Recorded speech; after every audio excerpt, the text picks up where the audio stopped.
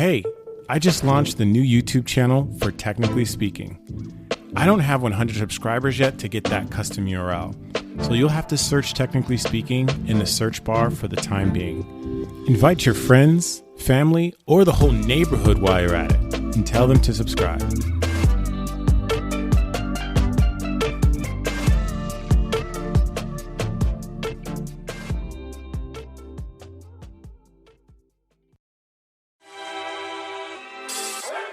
I'm Harrison Wheeler, and you're listening to Technically Speaking.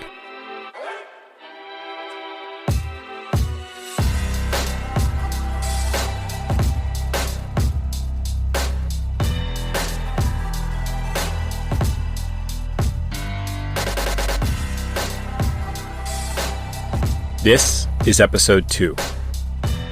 Today's guest is Brooke Scott, founder, owner, and executive coach of Merging Path Coaching. What does it mean to manage in times like these?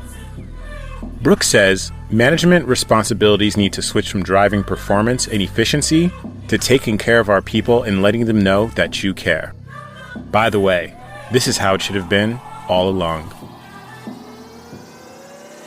We'll dive into topics about how to drive meaningful connections by deep listening, speaking honest truths, and asking the right questions. Thanks everyone for joining. Just a quick intro, my name is Harrison Wheeler. I am a design manager at LinkedIn. And just to give you all an overview of this series, so I've started this podcast / webinar learning series called Technically Speaking, where the goal is just for you all to be able to level up, right? I think we have a lot of conversations on portfolios and how to get your foot in the door, but I really see an opportunity for us to really benefit on how we can level up our career. And I'm willing to really kind of bring in things that have helped me in my journey throughout as a UX designer and moving into management. So why don't we get started, Brooks? Yeah. I would love for you to give everyone in the room an introduction about yourself and a quick background. Yeah. Awesome. Thanks, Harrison. First of all, man, it's great to see you and talk to you again, man. I think sometimes when people do these things, they kind of practice beforehand, but I just want to let everyone know we have not, we talked to set this up and that was it. We've both been so busy, we didn't get a chance to meet till now. So you can't get any more real than that. So good to see you. Welcome everyone. Thanks everyone for joining. I see some more Oakland peeps in here. I see Becca Tien from San Jose. Great to see everybody. Yeah, a little bit about me. I've been executive coach now for almost 3 years. I own a company called Merging Path Coaching. So I started doing that. Started coaching while I was the VP of safety operations. I'm at the cybersecurity company over in Emeryville. So I've built large, complex teams from 0 to 40 different people, and at the whole time, kind of really focusing on diversity and inclusion and bringing that into everything that I do. I teach a course on crucial conversations. I have a values alignment course for executive teams, and I teach a course on feedback. So feel free to give me some feedback when this is all over. You won't hurt my feelings. Before that, I was at Facebook. I was manager of operations there for the EP team for Mark Zuckerberg and Sheryl Sandberg. So I got to run around the world with them and see some cool stuff. And then before that, I was a New Jersey State Trooper. So I did that for about 10 years. I was on the protection team for Governor Chris Christie and Governor John Corzine. And then before that, I was a 5th grade elementary school teacher. So interesting kind of career path and life path that led me out here to California. And I bring all of that stuff into my coaching, into the Managing Unconscious Bias courses that I teach. So that's what I do. And I just love getting the chance to help people and watch people grow and come up through this tech industry. So yeah, thank you all for joining, and Harrison, thanks for having me. Yeah, and I would say just with all that, don't mess with Brooks, right? I mean, he's got quite a bit of experience on the. there's a whole other side, my friend. There's a whole other side. Yeah, I don't let that side come out when I'm coaching. You know the interesting thing, though, honestly, man, it's cool because even when I was a state trooper, and going into people's houses for domestic violence calls and drug driving arrests, a lot of the principles for how I coach and how I am with people, it applies in there too. And that's what I think makes the best police officers. And there's a lot of great men and women that I've served with who have the same mentality. So there's some really cool people that do that work. Yeah, no, I think that's actually really fascinating. And I would love to just understand, when folks come to you, what tend to be some of the biggest things that you think would up level their career? Yeah, yeah. So, a lot of executive coaches are purposely trying to land that contract with some CEO at this huge company to kind of really have their impact that way. My specialty is with people who are brand new to managing, never managed a team before. And all of a sudden, they went from being a really good individual contributor, and now they got a team of 10 people that they got to take Yeah. care of, and they're having trouble. So, like, that's my sweet spot. So, what I deal with a lot is people like that. They're like, "Hey, I got some bad communication issues with some people on my team, and it's Yeah. it's not going right." Yeah.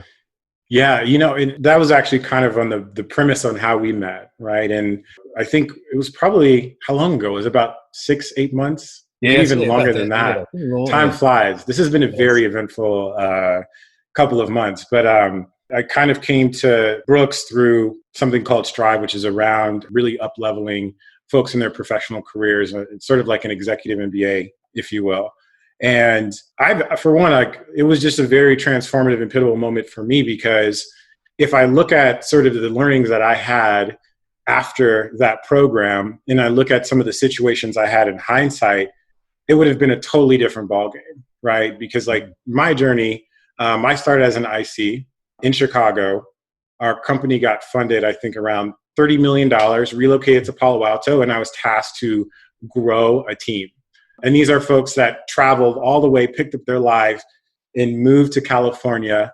And you can just imagine how nerve-wracking that is. But like having that playbook would have been so much different. And I think like we would have been focusing on honestly different objectives versus sort of like managing chaos. Right. Yes. I don't think managing necessarily has to be chaotic, right? But I do think there are some pieces of that playbook that allow you to be more effective. What are like some examples of things that could go down a wrong pathway, or maybe even give us an example of something that could totally go down the wrong pathway, but if you had the proper coaching, it would be a totally different ballgame. Yeah, yeah. I mean, two things come to mind. First of all, designing an alliance with the people on your team. I had a great coaching call with one of my friends recently, who just started a new position at this huge tech company in San Francisco. And both of the teams there's two teams, and they were kind of merging together. And then this Yeah. person, he was going to be the manager of both of those teams and having those merged together. And one thing that came up while we were talking, I was like, listen, you are joining their team. Right. They are not joining your team. Right. And that one kind of statement there, we spent a lot of time kind of talking about that. And, as managers, we think that the people are supposed to change what they're doing to respond to us. And it's not that way. So Yeah. the number one thing is really just behind kind of positioning yourself and your mindset when you come into these companies.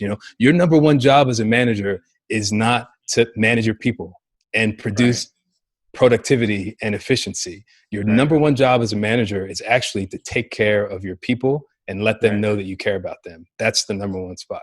Yeah. Yeah. You mentioned something around building a connection. What are ways of like building a connection to foster what you mentioned before? Vulnerability. Hmm. Vulnerability all day, every day, and kind of putting those things out in the open. So, one example of this is just kind of being comfortable talking about some of the things that you need to work on as a manager. Right. And there's been a lot of conversations around that, and then also like, hey, here's how I respond to some things, and here's some things that trigger me, and I'm working on, Yeah. and I want to see if you can work on that with me, and then giving the person to share those things with you. A quick example: when I'm coaching people one on one, just the way my mind works, I have to like write down stuff because I'm like kind of all over the place. So I tell people, while you're talking, I'm going to be like looking over and down, and I'm writing notes. I'm not texting. I'm not emailing. This is all in service of you. But what happens if I don't tell people that, right? Those Right. subconscious things that happen, someone's Right. spilling their life to you, and you're like looking away, and like it causes some reaction in them. So vulnerability, openness, letting people Yep. know your weaknesses, and letting people know how you operate, and then asking them how they operate as well. Yeah. And one more thing I probably add there is active listening. active listening is super huge. And I think one of the bigger techniques that I've been able, or even most simple techniques that I've been able to apply, was not only listening, but also describing how I interpreted that information, right? And I think some of my design teams actually on the call, I've started doing that, and I've actually seen them start doing the same thing to me. So I think that's like a really simple way to start driving that connection. And I think too, I don't know if there's scientific evidence around it, but I will say it allows me to actually deliver better feedback to my directs by doing that. Yeah, it absolutely does. And for those of you who are not familiar with that concept of active listening, it's about being intentional with what you're doing when you're listening. So there's kind of three different levels to listening, and the first one is being aware of what's happening to you. You know, how many times, for those of you, I'd love for some people to put in the chat function, how many of you have met someone for the first time, and as you're shaking their hand and they're telling you their name's gone? It happens to me. I was so bad with names before, right? You're shaking someone's hand. The reason why that happens is because we are so concerned with what is happening to us.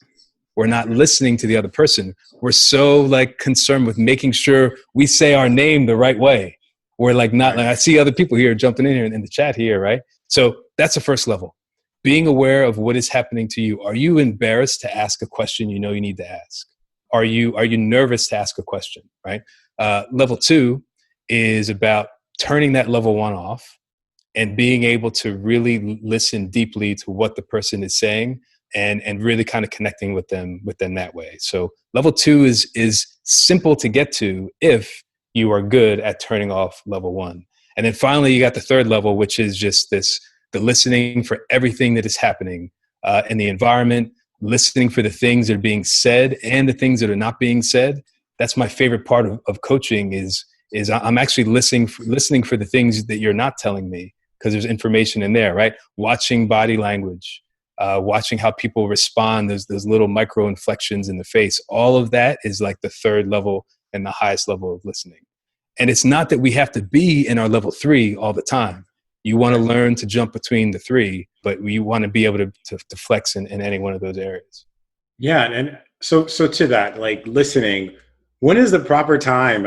We hear a lot about active listening, and listening is sort of at the basis of coaching and growing. At what point do we respond or do we give feedback? Because I think I found myself in situations where we can listen, and we've talked about this before, at what point does listening kind of go into this infinite loop? At what point do we sort of process what we say and communicate back to them our feedback? Yeah. I mean, generally speaking, it's a couple seconds longer than we think it is. We're so quick to jump right into the answer. I give this example. I ran a protection team at my last job, and we had all these vehicles that we used to use, and all the keys were on my desk. So people would come up and they're like, "Hey Brooks, where's the keys to the Suburban?" And now is not the time to be like, where do you think the keys are? No, here's the keys, take it and go, right? But then there's other times as managers where we want to give people the chance to kind of talk and kind of vent out what they're saying, even if we have the answers.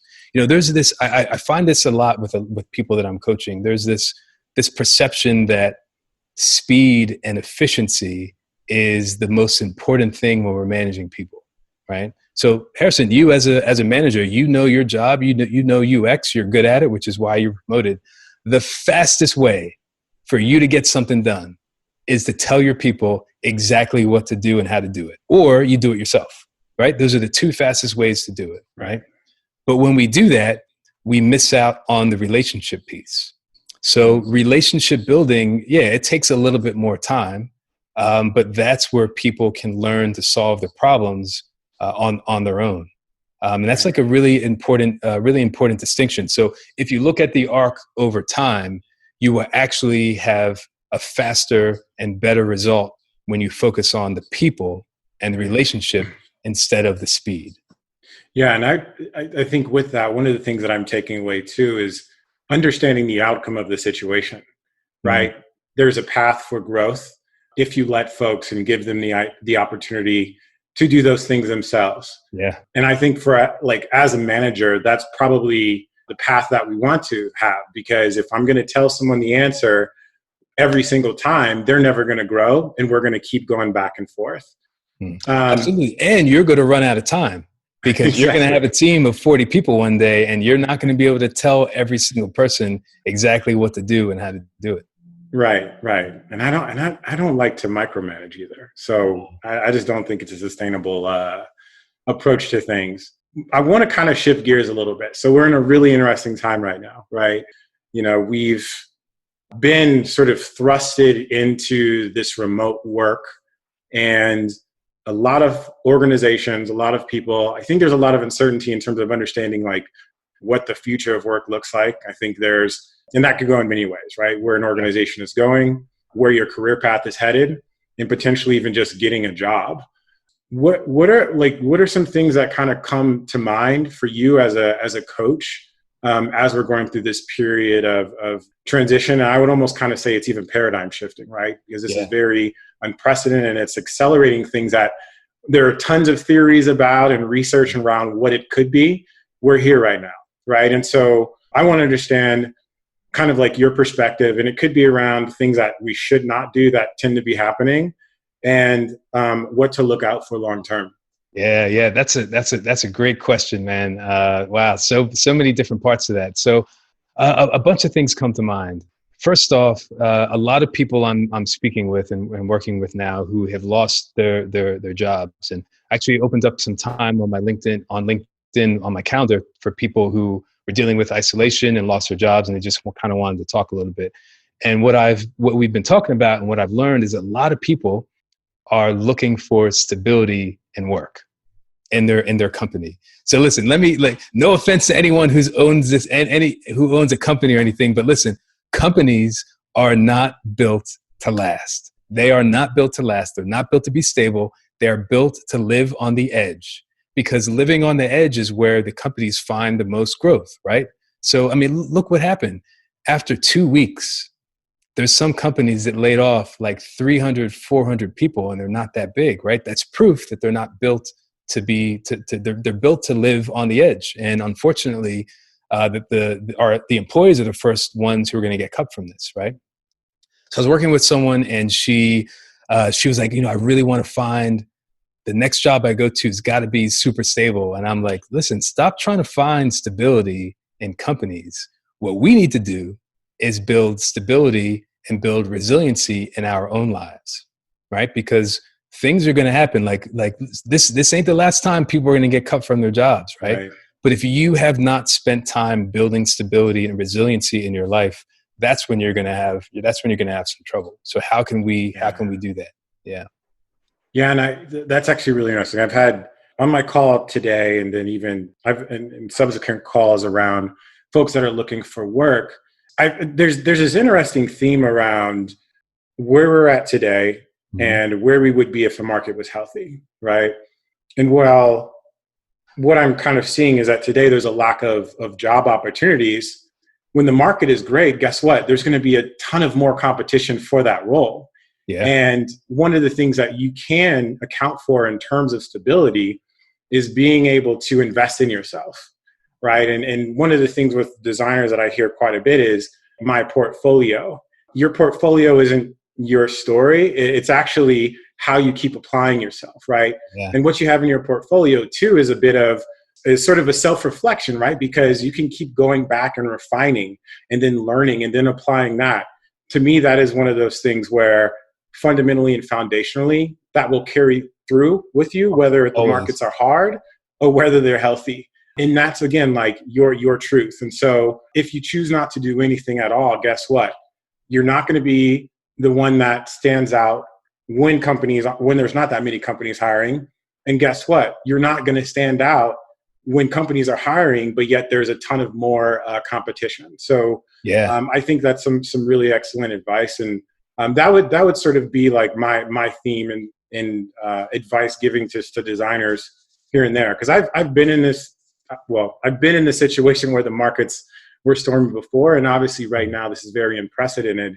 But the one thing that has really gotten me through, and it continues to, is continue to be learning, applying that, and just seeing that transformation because of those things. Yeah, I love that. That is all part of the mix right there. And I think the other side of that too is, yes, one, you have like building things for yourself, learning things, improving yourself, right? All that can be done. The second thing is being vulnerable enough to tell the people that you love that you need help. You know, we don't got to do all this by ourselves. And that's one thing that I have dealt with in a big part of my life, was thinking that I had to do everything on my own all the time. Right. So if we have not spent time building stable relationships and resilient relationships before all this happened, we're going to have a tough time when this comes back. Right. So to your point, like, learn, build, right? Don't just like, listen, I know it's tough. I know a lot of people are hurting right now, and we're not out of this yet. And I get it. And I feel for those people. And at the same time, we can start to build each other up, right? So if we focus on our relationships and we raise our hand and tell people, hey, listen, I'm having a tough time, and like, I need some help. That's how we build stability and resiliency. And when we come out of this, you know, I love seeing everybody spend so much time doing Zoom happy hours, and they're calling friends they haven't talked to in years sometimes. And I love that. That is stability and resiliency. So we're doing it now. Are you going to continue that when we come out of this? That is the question. Yeah. I think that's excellent advice. And I almost kind of think in terms of some of my strongest relationships that I've built over the years have been through that resiliency, like going through that struggle together. So I'm going to pivot this question again. So we've been kind of talking about things from a lens of a manager. And now I kind of want to do with how can you manage yourself, right? And again, just kind of want to relate it back to where the industry is today. When we start to see this unstableness, I think there's also opportunity. And you mentioned something around really being authentic and say, and with a manager, obviously being like, hey, I'm going through a lot of tough times, right? Yeah. How can somebody manage their career? Let's say they want that promotion, or they want to be challenged more. How would they go about having those conversations, right? Because one of the things that I found super valuable about the coaching that we've had is that there's so many different ways that these learnings can be and techniques can be applied to a number of different situations, right? I think salary comes to mind. I mentioned promotion. I think there's something around creating like a job path for yourself. So how would we go about doing those types of things? Being crystal clear with your expectations and making sure your manager is crystal clear on their expectations of you, right? Having those conversations right out the gate. Hey, listen, this, you know, one of the things that we're doing as managers, and this is showing up a lot even more now with the whole COVID-19 crisis, we were really shitty at giving feedback before all this happened. And we are even worse at giving feedback now. Like if feedback was like a volume dial, that volume dial is like all the way off. Yeah. Because managers are, and rightfully so, we're concerned about hurting people's feelings, and people are dealing with anxiety right now, right? So what I've always done with all of the managers that I've worked with is have that conversation right up front. It's like, listen, feedback to me is not going to hurt my feelings. There's nothing that you can say about my work that's going to make me feel demoralized, because I'm in control of how I feel, not you. So there actually is nothing that you can say that's going to make me feel any type of way. Right. Like I feel the way I feel because of me, right?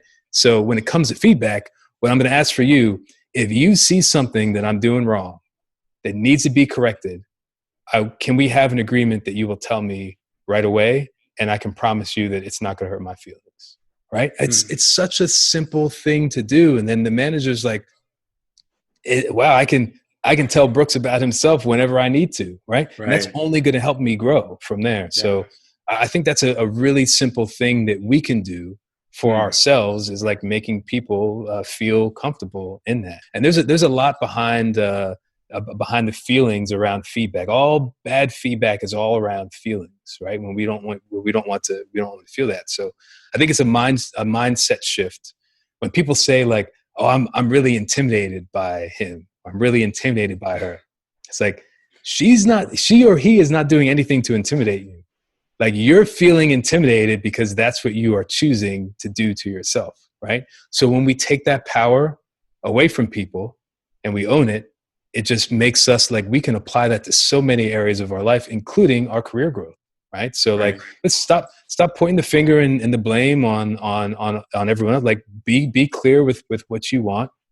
Be clear with the people who are in your life who can affect what you want, and like let people know, like, listen, tell me if something's off and let's talk about it. Looks like we have a couple comments here. It looks like Katie said, yeah, I love inviting people to provide feedback. It helps build trust and transparency right out the gate. Katie, imagine Katie, if we do that every time we go to a new job or every time we have a new manager, like that's what it's all about. Yeah. Yeah. And you know what? That's a muscle that in practice, it's going to get easier and easier every single time. Yeah. I think like once you sort of get past that first path or that first situation, you'll feel so much relief because it's going to be eye-opening to you, right?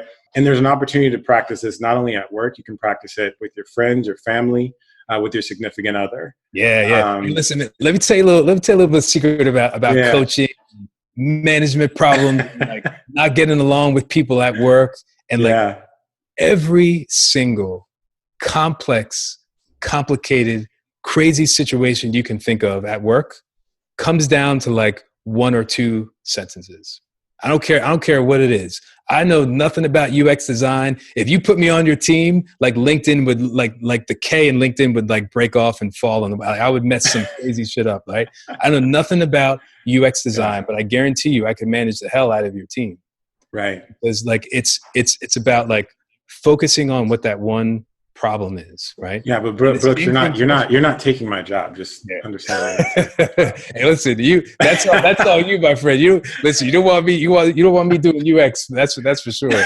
But like everything comes down to that one or two sentences, right? So the same thing applies to our personal relationships, right? With our spouses, with our significant others, with our friends. It all comes down to a simple one or two sentences. Yeah. And just one more thing to kind of add on there. One of the things that I think is very important to understand, especially in this moment, we've been accelerated into this world where we are now in people's bedrooms, in their living rooms, with their kids, with their other housemates that are also working. And I think like what it's actually starting to show, and it's accelerating this belief that there's actually no such thing as like work life and home life. Like they are integrated. Yeah. And the way that you bring yourself to work is in effect, a sum of everything around you. And so I think it's one of those things that I hope we continue to do, because that draws us closer together. Right. And I think if anything, it's going to facilitate having those conversations, being able to connect with people, and people being more forward in terms of where they're at. Because like, I know, like, even from a body language perspective, days at my team aren't really feeling it. And, I think like we've been doing quite a bit of work. And I think we touched on this before the call, like this is not the time to try to be more efficient in what we're doing, because there's a lot of heaviness that we have to deal with at the same time. We need to be respectful of people's mental health. And the best way to do that is to check in. Yes, absolutely. It was always about that. Yeah. And it's even more about that now. And I think we're starting to realize that as managers, like, listen, stop trying to get more out of your people right now. I'm sorry. Like, a lot of people aren't going to agree with that, but that's fine. That's how I feel. We need to take care of each other and make sure we can get through this time right now. Like, listen, everyone's got their own stuff going on. Harrison, let me ask you this. Yeah. And I want everyone who's on here to answer in the chat function here too. It's been about a month since we've had this lockdown here in the Bay Area. When's the last time you took a PTO day? I have not taken one at all. Looking for some responses here. For those of you out there, when's the last time you took a PTO day? I see Leanne in there. I see Rebecca Tien. I see Eliana. No one. Yeah. Vanessa's nope. Vanessa's like, what's PTO? Not even weekends. Look at this. Yes. What? See, I'm actually not surprised. Everyone who's in here, if everyone just throw it in there, I want to hear Wow. from everybody, from Katie, from Lior. Who else is here? Brian Waxon, Dennis Lee. What do we got? December 17th, 2019. That was last year. Jack Lee's on a roll. She's trying to roll it too. She's probably already in management. That's why. Wow. Look at this. So Katie had planned to take off on the 4th for a wedding. Wedding was canceled. Right. So like, look at this. This is pretty amazing to me, because here we are, completely stressed out, overworked. And we're pushing harder. Our managers are pushing us harder than ever before because we're remote, because there's this sentiment that we're not getting work done. And look what's happening. There's not only are people not taking PTO, but they're working 7 days a week because home and work is now blended together. Right. So what we need to do, like as manager, if you're on this chat and you're managing right now, I would recommend telling your team next week, I want everybody to take a day off next week. I don't care what day it is, Monday, Tuesday, Wednesday, Thursday, Friday, everyone's got to take one day off, because like we need that break. We're pushing each other too hard right now. And what we need to do is get through this time and get through this time together. And then we're going to need to heal, because a lot of people are hurting and going through grief right now. And I think it's also important to note that we may be in the thick of it right now, but it's going to take some time before we get back to any sense of what we consider normal, right? I think if you have that perspective of, hey, like this isn't always going to be a transition, right? This is actually probably going to be a norm of some sort, right? Like in California, at least at LinkedIn, I think we're moving into week 6. And so this isn't like a temporary thing at week 6, right? We're starting to adjust how we work, and we should understand and be flexible, but we need to make space for ourselves to be able to just, for one, take a break. Yeah. But I think also too, I think it's a good opportunity to have some sort of reflection in terms of how you're managing your life at this point in time. Absolutely. How you're managing your life. And if you're a manager, how you're managing your people. So us as employees need to take that step and like take a day off and relax. Yeah. And managers need to create that for their employees as well. Right. Yeah. Look at Lenore. And Lenore's like, hey man, my boss used to do that too. They don't work on the weekends. I love it. I only work on the work evenings. If I had bad concentration during the day, I love it. And listen, we all have to. One of the best things about my job when I was a VP at the last company, I would always say the best thing about my job is that I can do some personal stuff on my work time. Yeah. And the worst part about my job was that I had to do some work on my personal time, right? Like I blended it together, and that's what I feel for me anyway is given the most healthiest lifestyle for me. Yeah. Hey, so on that piece, for the last question, at the beginning of the show, you talked about just the different parts of your career path. It'd be great if you could maybe dive in a little bit deeper in some of the more transformational moments or pivotal moments in your career. Because I think it's pretty fascinating that you've gone from, teaching students to working as a state trooper to then working in big tech to then managing a large enterprise security team, right? So just take a little dive into that, because I think there might be some great lessons in that. The thing that comes to mind first was, when I was a state trooper, I applied for the Office of Public Information. And I was going to be the police officer. You see on TV, something happens and there's some cop that's talking about the details. I was going to do that. It was 15 minutes from my house. I was going to get a dog Monday to Friday. Like I was set, right? And I didn't get that job. And I was super disappointed. And there's a longer story behind this too that I'll share with some people. Just in the interest of time, we can't get into it, but super disappointed, man. It broke my heart. And I wanted that job like more than anything else. I was disappointed and kind of down on myself. And then I continued work in executive protection. I was with Chris Christie at this event in Idaho at the Sun Valley Conference. And that's where I met Mark Zuckerberg, and I met my friend Guy Himmelblau, who I'm still friends with. And Guy was like, hey man, we like how you work. We're looking for someone to join our team. You want to come over?" And I'm like, "Dude, I'm a state trooper. Yo, I'm not leaving New Jersey, man. What are you talking about?" So we kept in touch, and he's like, "Listen, come out, and we'll do an interview. If you don't like it, say no." So I was like, "Okay, get a free trip to California." Yeah. Came out, interviewed, fell in love with Facebook. It's like literally, like it was like out of a movie where they opened the door and it was like angels were singing on the campus. I was like, "Yo!" So after the interview was 8 hours. Wow! And I sat in my car for 2 hours in the rental, and I'm like, "Yo, I think I'm moving to California." Right. Mm-hmm. So the crazy thing, if I had gotten that job with the Office of Public Information, I would not have been with Chris Christie in Idaho. I would not have met Mark Zuckerberg and my friend Guy. I would not have come out here. And I literally would not be sitting in this chair talking to you right now. You'd be interviewing some other coach or something right now. Actually, maybe not, because we would have never even met. We wouldn't even met through Strive, right? So when I think about career changes and when we're let go from our jobs, when we're fired from our jobs, when we've invested all of our money in something and that investment blows up in our face, there's a reason behind this. And my hope and my wish for all of you that are on this call and for everybody that I work with is that we can look back and connect those dots. So I apply that to my career and all my career changes. It's like, hey, listen, I love what I do.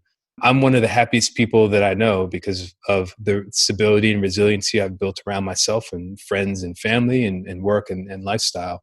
But when things don't work out and things come crashing down, I stay focused on that next thing. And that's what I think we need to do now. So listen, I'm sorry a lot of us have lost our jobs now, but like there's something else coming up for you. So focus on that.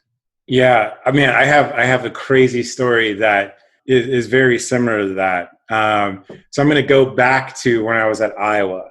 So after I graduated from Iowa, I lived there for about 3 years, had a web design job. And by the third year, I was like, man, I got to get out of here because there's just so much more out there, right? And I just want to be in a place that can support my career. So at that time, I was doing a lot of like web design coding work, and I got an email from Google, right? And I was like, wow, Google, like front-end website developer for YouTube. Oh my gosh, I can't wait. And so, you know, when Google kind of hits you up, they sort of give you the lay of the land in terms of what you'll be tested on. And it was like around algorithms and all these types of things. And I was like, oh my gosh, I'm not cut out for this. And it had the industry had transformed quite a bit. And frankly, I was just very far behind. But I tried to stick it out, and me and the recruiter got on the call, and then eventually got to a technical interview, and I just completely bombed the interview.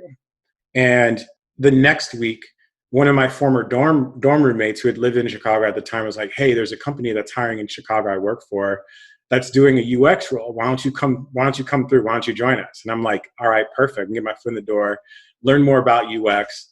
And 10 months later, like I'd mentioned before, we got that $30 million in funding and moved to Palo Alto.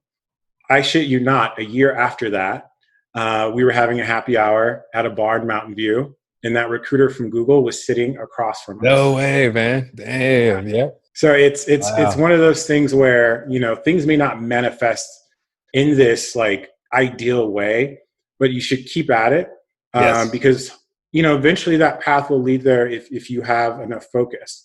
And I would probably say the same too. It's like the same thing applies to the work that you're doing, right? Like there might be an idealistic vision. You might be working on a project that has all the perfect circumstances and funding, but the real world's not like that. You're going to have to improvise, right? You may be in a situation where your resources are constrained, and so you need to be willing and able to pivot and have an open mind. Yes, that open mind it's all about that. It's all about that. So, you know, you think you know what you want in life. Yeah. And a lot of times that's not the thing. So we need to stop fantasizing and focusing on getting exactly what it is that we want. And it's about the process. It's about the push. It's about the learning that we're doing, the stuff that the resiliency that we're building, the stability that we're building as we're going after those dreams. But that dream that we're fighting for, it changes. I mean, how many people here, I'd love to hear in the chat here, how many people here are actually in a job that, if you went to college, that has to do with your major that you graduated in? Probably not that many. You think you got to know what you're doing when you're graduating college or when you start work, and life has other plans, Mm-hmm. When I was locking up drunk drivers and domestic violence calls, if you told me I'd be talking to a UX manager at LinkedIn. LinkedIn didn't even exist back then, but I'd be like, "What?" I was like, "No, it wouldn't. I'm in New Jersey at my little house." Well, Brooks, thank you so much. We're going to wrap up right now. How would folks get in touch with you? Tell them more about your coaching service, because I think this is a very enlightening conversation. I'm sure they're going to want to tune in more.